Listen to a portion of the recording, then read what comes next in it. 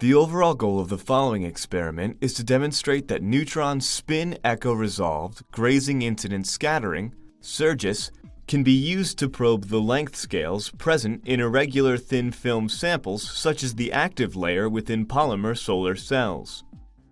This is achieved by preparing suitable samples that have irregular structures. As a second step, the length scales of these structures are measured using conventional optical and atomic force microscopy techniques to confirm that irregular structures are present.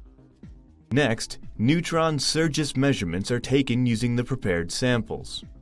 Results are obtained that show the length scales observed in the SERGIS experiments match the results of conventional microscopy. This demonstrates that neutron spin-echo-resolved grazing incidence scattering is capable of probing this type of sample. The main advantage of this technique over existing methods like scanning probe microscopy, which looks at the surface structure, is that it should be able to probe structures inside the sample as well as on the surface.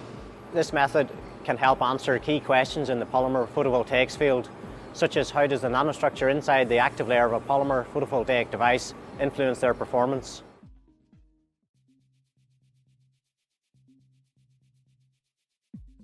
As shown in this schematic depiction, the experiment begins by preparing two plasma-cleaned silicon wafers.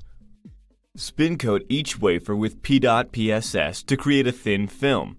After drying, add a second layer to each coated substrate by spin coating a prepared solution of P3HT-PCBM.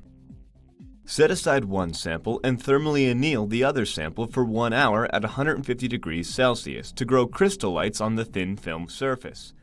With the annealing